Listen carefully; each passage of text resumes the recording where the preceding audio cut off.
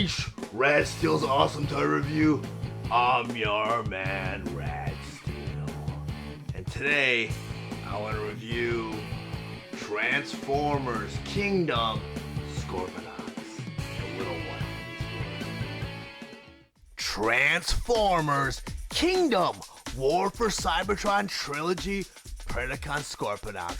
But before I get into the actual review, I just want to go over some of the details on the package. Up front here, you have a typical display window showing you the figure that's inside. Over here, you have this brilliant illustration of Scorponok, both in his robot mode and in his scorpion mode. Over here on the other side, you have that awesome illustration of Kingdom, starting with a side-by-side profile of Galvatron and Megatron. Over in the corner, you have Unicron. Below him, you have the Beast Wars version of Megatron. Then you have Black Arachnia, Predacon Scorponok, and Dinobot. On the other side, you have the Nemesis, Rhinox. In the center here, you have the Golden Disc. And below that, you have Autobot Arc. In the center here, you have Optimus Prime. And to his left, you have Optimus Primal, Cheetor, and Rat Trap. On the other side, you have Airazor, Bumblebee, RC, and Tigatron. On the back of the box, you see some of the figures featured, such as Scorponok in his robot mode, in his scorpion mode, and you also have his Cyber Bee drone pictured right over here.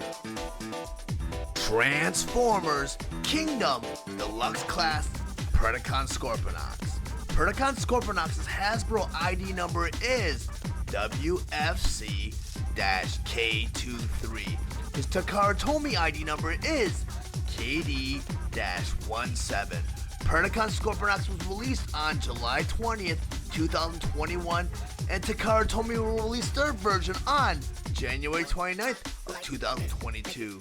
He is sold at a suggested retail price of $22.99, and he is available at all major retailers.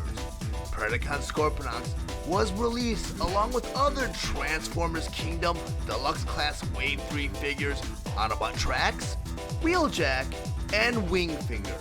Predacon Scorponok is a Beast Wars inspired toy that converts into his Scorpion mode in 25 steps. His accessories include his Mega Missile, his Cyber Bee drone, a Golden Disc card, and instructions. Predacon Scorponok stands at 5.5 inches tall and is meant for fans ages 8 and up. Now I'm going to go ahead and get into Predacon Scorponok's transformation. First thing you always want to do, and it's not quite necessary with this figure, is you want to remove all the weapons. So I'm going to open up his claw, remove the missile from his first claw, pull that up, open up his next claw, go ahead and move that Cyber Bee, put that out of the way, put that to the side, close his claw up.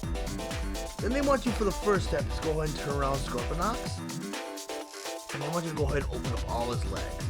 So I'm going to start with his bottom legs and just bring them down, like that. Middle legs, pull them up forward. His top legs, bring them out. Like that.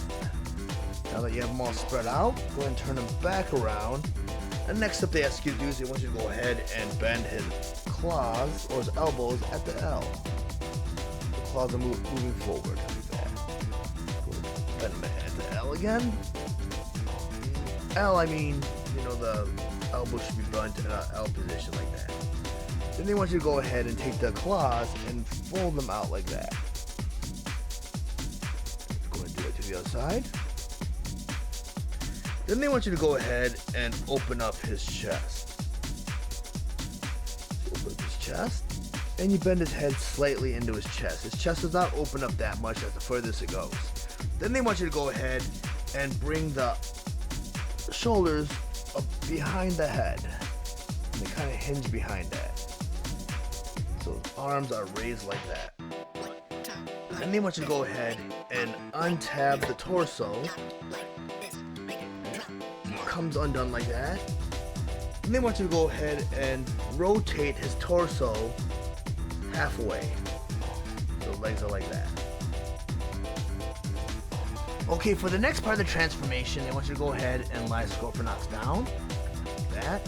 Then they want you to go ahead and bring the tail all the way back. You take this top piece right here, you flip it up, and you kind of get a hold of that inside piece and you flip it out like that. Then you bring it all the way down. Like this.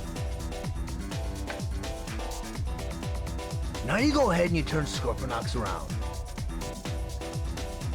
You take his bottom leg right here, and you turn it so the hollow piece is facing up, and the gold piece is facing down.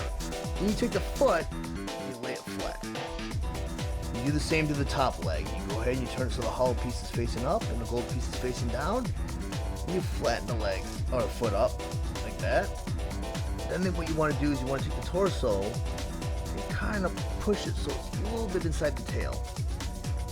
Then you take the rest of the leg, should all just fit right into the tail like that. Snap right in. Then you want to go ahead, you want to take the other thigh right here, you want to push it towards the chest, bend it at the knee. So the thigh goes in like that, and the foot should rest right on top of it like that. Then the next step they want you to do, they want you to go ahead and bring all the scorpion legs down, like that.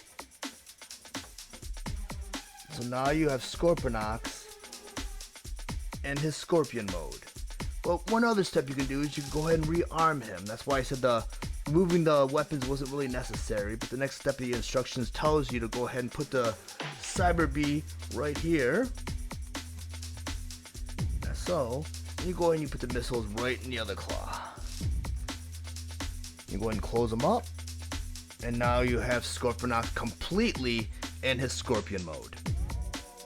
Okay guys, I'm going to go and wrap things up. Before I do though, I'm going to go ahead and say a few things about Scorponok. And sadly, I have to say Scorponok fell very short for me. He's very small and he has a lot of hollow pieces, so he's very light. And he just doesn't hold up to the standard that the War for Cybertron trilogy figures have had so far. I mean, a lot of the Beast Wars figures haven't. I mean, not a lot, but I want to say a couple of them.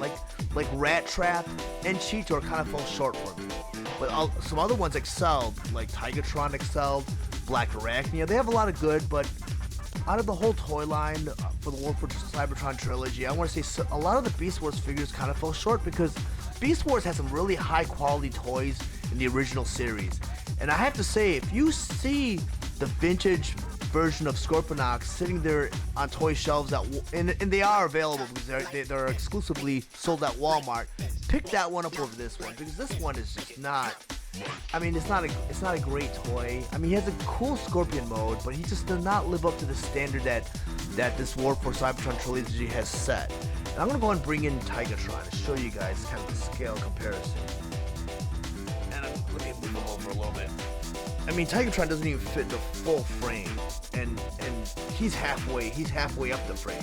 And I don't know if they're incorporating the tail as part of his height, but he's a real small toy, and it just, I mean, he's a cool character, and he has a huge legacy to live up to. And this is, I believe this is the first time they've attempted to make another mold for this character. But they fell really short with this one, and hopefully for the next time, you know, they'll do better, or they'll do what they did with Tigatron, you know, the Tigatron mold, where they didn't just take a Cheetor, remold him white, and call him Tigatron. They actually remolded Tigatron. Hopefully they'll do that with this figure, because this figure does deserve it. He's a cool character, cool concept. He just deserves a little bit more with it than what they gave him this time around. If you guys found any of my information useful, please like and share this video. Also, if you really enjoy my content, please subscribe to my channel, and while you're there, click the bell to be notified of any future videos. Thank you for watching Steele's awesome toy review. I'll check you out next time.